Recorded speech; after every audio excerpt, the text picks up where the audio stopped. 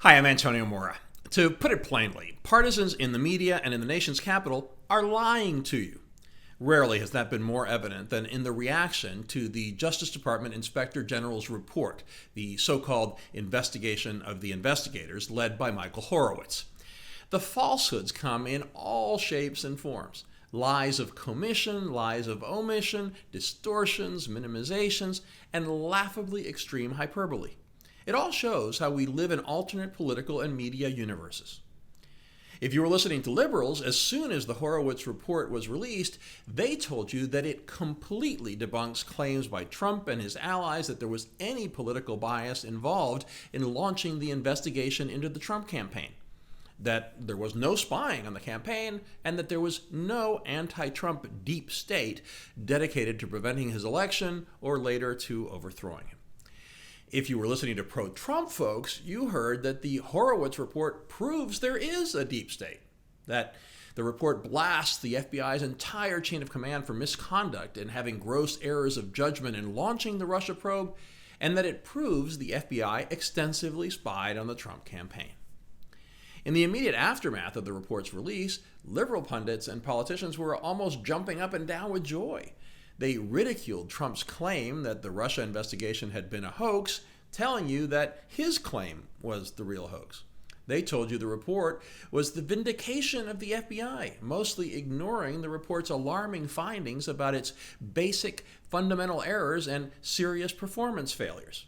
When Horowitz's testimony before the Senate Judiciary Committee seemed to trend against their narrative, they suddenly lost interest in talking about it. On the right, pro-Trump politicians and pundits kept insisting that the Horowitz report supported their claims of a deep state and that the Steele dossier was mostly a bad joke. They focused on the bad behavior while mostly ignoring the fact that Horowitz said he found no bias in starting the probe. When Horowitz's testimony seemed to support their talking points, they were almost giddy with joy. So look at some of the hypocritical subtext. Conservatives are traditionally law and order types who lionize the police and criticize liberals for undermining law enforcement officials. But in this case, because slamming the FBI helps Trump, they now have no problem in turning the FBI into evil personified.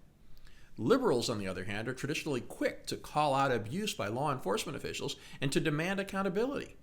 Now, they have no problem ignoring that the most powerful law enforcement organization in the country, if not in the world, abused its power. Another example of the political hypocrisy in slanted reporting. Remember when the Mueller report found no evidence that Trump had colluded with Russia? The right celebrated that as a full vindication, despite the extensive contacts with Kremlin agents and questionable behavior by Trump associates. The left emphasized the latter, saying that just because Mueller couldn't find the evidence didn't mean there wasn't collusion. But now, when Horowitz said he found no evidence that bias against Trump led to the launching of the investigation, the roles were reversed. The left now accepts no bias as the gospel truth and vindication of the FBI, while the right says that just because Horowitz couldn't find the evidence didn't mean there wasn't a biased deep state conspiracy to overthrow Trump, because they say all the FBI's serious mistakes somehow fell on the side of justifying the probe into Trump.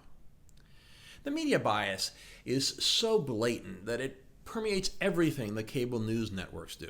CNN gave live gavel-to-gavel coverage of the Democrat-run primetime House Judiciary Committee debate of the articles of impeachment, but very limited coverage to the Republican-run Horowitz hearing earlier in the day.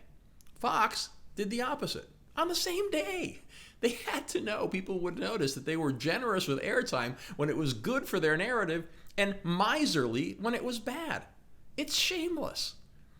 Principles, facts, and intellectual consistency just don't matter anymore. Everything is a Rorschach test where partisans will only see what they want to see, and the politicians and pundits will only tell you what they want you to hear.